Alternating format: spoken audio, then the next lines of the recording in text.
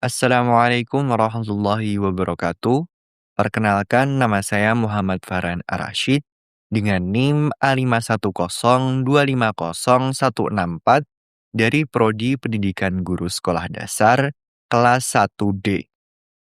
Nah, di video kali ini saya akan menjelaskan topik kelompok kami yang bertemakan pendidikan dan tantangan moral para generasi muda.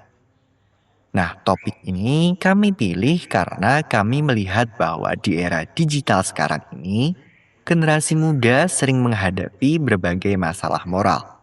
Mulai dari cyberbullying, plagiarisme, sampai kurangnya empati yang diakibatkan dari pengaruh media sosial.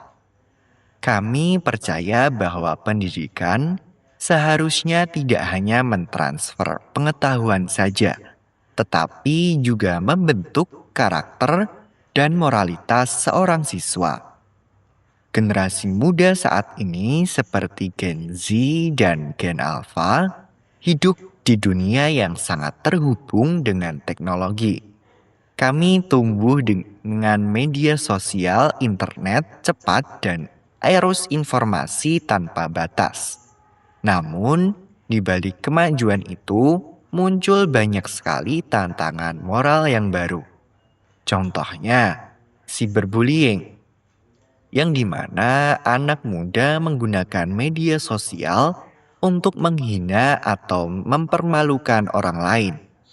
Banyak kasus viral di TikTok atau Instagram ataupun media sosial lainnya yang menunjukkan bagaimana empati mulai menurun dan rasa tanggung jawab digital belum terbentuk dengan baik. Selain itu, ada juga plagiarisme akademik, yang dimana banyak siswa ataupun mahasiswa menyalin tugas dari internet karena tekanan mendapatkan nilai yang tinggi. Hal ini menunjukkan bahwa sistem pendidikan di Indonesia masih lebih menekankan hasil akademik dibandingkan integritas dan kejujuran seorang siswa.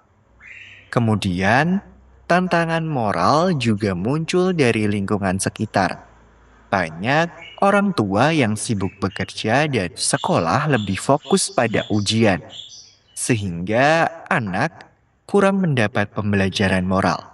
Akibatnya banyak remaja yang mudah terpengaruh tren yang menonjolkan individualisme dan konsumsi berlebihan. Kami juga menyoroti contoh nyata di Indonesia dan luar negeri. Misalnya, kasus remaja yang menyebarkan video pelecehan demi viral di media sosial, atau kasus sexting di luar negeri yang berujung pada masalah hukum. Semua ini membuktikan bahwa pendidikan moral tidak boleh tertinggal dari perkembangan teknologi. Tetapi ada juga contoh positif. Di beberapa sekolah telah menerapkan program anti-bullying atau pendidikan karakter berbasis empati, dan hasilnya cukup baik dan lumayan memuaskan.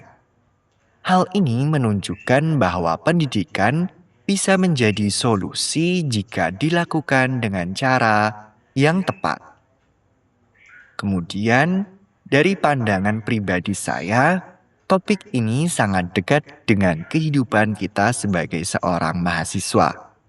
Saya sering melihat sendiri bagaimana teman-teman ataupun saya sendiri kadang menghadapi dilema moral di dunia digital.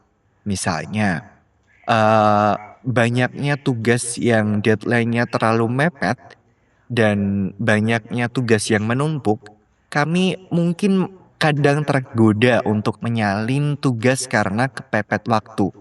Atau saat melihat komentar jahat di media sosial, kami bingung apakah perlu menegur atau diam saja.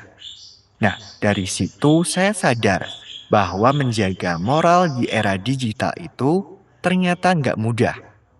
Kemudian saya memandangi bahwa pendidikan harus menekankan nilai empati dan tanggung jawab, bukan cuma hafalan teori.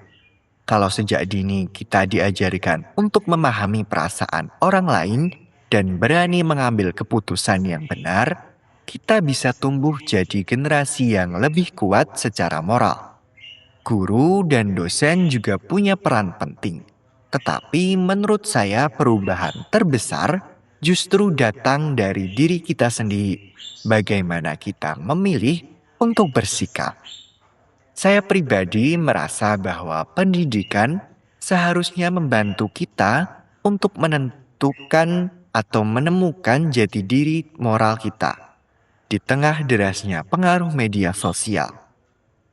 Belajar bukan hanya di kelas, tetapi juga dari pengalaman hidup sehari-hari, bagaimana kita bersikap jujur, menghargai orang lain, dan tidak ikut-ikutan dalam hal negatif di dunia maya. Dengan begitu, pendidikan benar-benar menjadi bekal moral, bukan hanya syarat untuk lulus. Jadi, kesimpulannya, tantangan moral generasi muda di era digital memang berat. Tetapi, pendidikan adalah kunci utama untuk mengatasinya. Melalui pendidikan yang berfokus pada karakter, empati, dan juga tanggung jawab, kita bisa membangun generasi yang bukan hanya cerdas secara intelektual, tetapi juga kuat secara moral. Nah, itu tadi materi yang bisa saya sampaikan pada video kali ini. Jangan lupa untuk terus belajar dan berbuat baik, karena masa depan moral bangsa ada di tangan kita semua. Kurang lebihnya mohon maaf. Billahi fi sabilil haq, fastabikul khairat. Wassalamualaikum warahmatullahi wabarakatuh.